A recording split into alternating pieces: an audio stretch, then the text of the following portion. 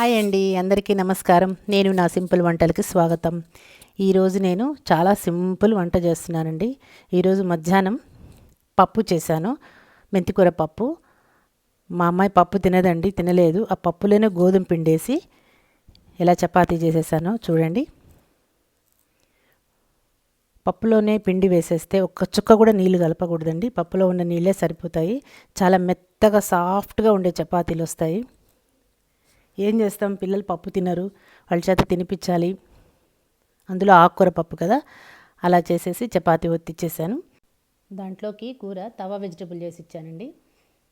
మనం కూరలు తెచ్చుకుంటాం, ఒక్కోసారి ఎక్కువ అనిపిస్తే పక్కన తీసి పెడుతుంటాము, వాటిని వాడుకోవచ్చు. లేదా నేను కూరలు తెచ్చుకున్నప్పుడంతా ప్రతి వెజిటబుల్ నుంచి ఒక రెండు తీసి పక్కన పెట్టుకుంటాను. నాకు చాలా ఇష్టం ఈ తవా వెజిటబుల్, అందుకని ఒక్కొక్క వెరైటీకి 2-3 అది మీకు క్యాప్సికమ్ వేసుకోవచ్చు, కాకరకాయ, వంకాయ, పెద్ద మిరపకాయలు, అవి చాలా టేస్ట్ ఉంటాయండి.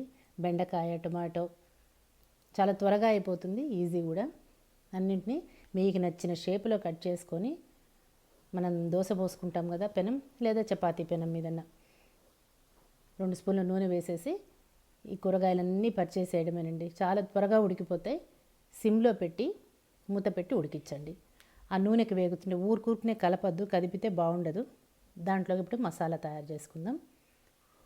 1 స్పూన్ జీలకర్ర పొడి, 1 స్పూను కారం, కొద్దిగా పసుపు, 1 స్పూను ఉప్పు, ఫైనల్గా చాట్ మసాలా. ఇది మన మెయిన్ ఇంగ్రీడియంట్ అండి, దీనివల్లనే కూరకి టేస్ట్ వచ్చేది. అన్నీ వేసి కలిపి మసాలా పౌడర్ పక్కన రెడీగా పెట్టుకుంటే ఆ ముక్కలు కూర ఉడకంగానే వేసి కలిపేసుకోవడం ఈజీ అవుతుందండి. చాట్ మసాలాలో ఉప్పు ఉంటుందండి ఆల్రెడీ, కాబట్టి చూసి వేసుకోండి.